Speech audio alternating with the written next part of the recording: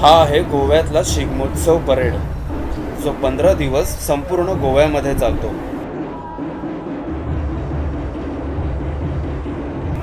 गोव्यामध्ये सुद्धा कोकणासारखंच 15 दिवस शिगमोत्सव चालतो. प्रत्येक गावात वेगवेगळ्या दिवशी वेगवेगळ्या पद्धतीने होळी साजरी होते आणि होळी साजरी करायच्या पद्धतीनुसार त्यांची नावं असतात. जसं की करवल्यो, गडे उत्सव, शेणी उजो आणि बरेच काही. या शिमग्यामध्ये गोव्यामध्ये चालणारा शिगमोत्सव परेड हा सुद्धा तितकाच प्रसिद्ध आहे आणि या परेडमधल्या फ्लोट्सची तयारी साधारण 2 महिने आधीच सुरू होते. जशी मुंबई पुण्यामध्ये ढोल ताशा पथकांची मंडळं असतात, तशीच इथे सुद्धा आहेत.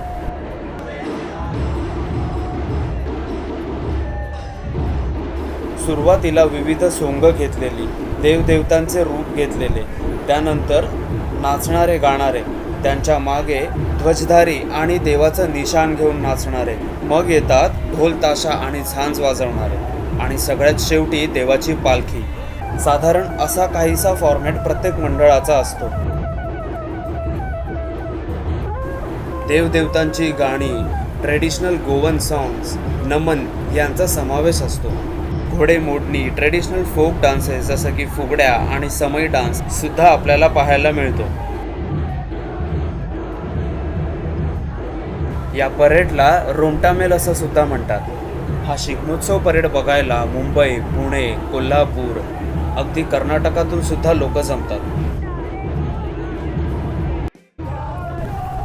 हा शिगमोत्सव साधारणपणे फोंडा, कळंगूट, पणजी, मापसा, बिचोलीम, मार्गो आणि अशा बऱ्याचशा ठिकाणी साजरा होत असतो.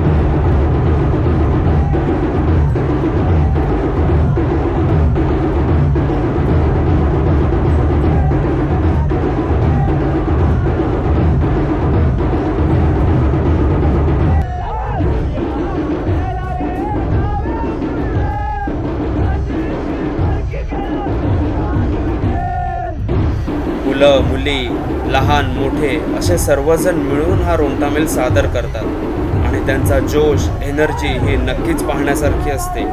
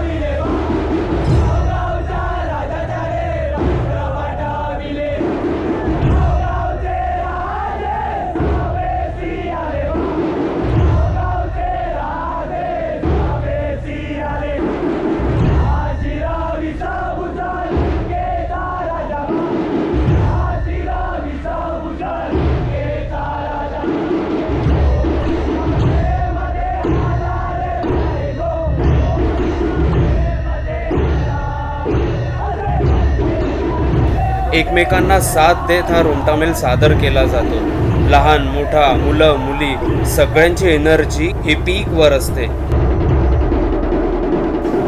ढोल वाजवणाऱ्यांचा ढोल हा एका छोट्या गाडीवर ठेवलेला असतो आणि ते वाजवताना नाचतात, गातात. तसंच झांज वाजवणारे सुद्धा नाचतात, गातात. आणि म्हणूनच या लाईव्ह परफॉर्मन्सची एनर्जी ही खूप हाय असते.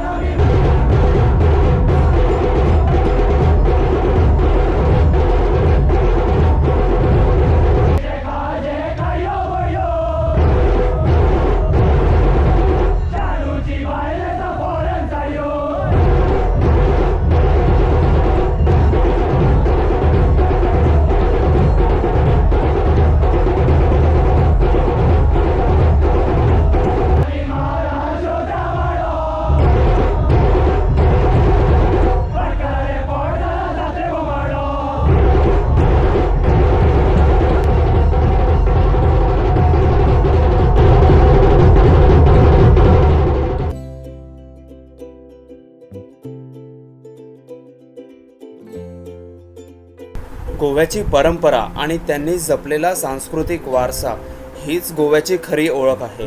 आणि या सगळ्या गोष्टी आपल्याला शिगमोत्सवामध्ये पाहायला मिळतात. इथल्या प्रत्येकाचा जोश आणि त्यांच्या चेहऱ्यावरचा आनंद हा त्यांच्या आयुष्यातल्या शिगमोत्सवाचं महत्त्व सांगून जातो.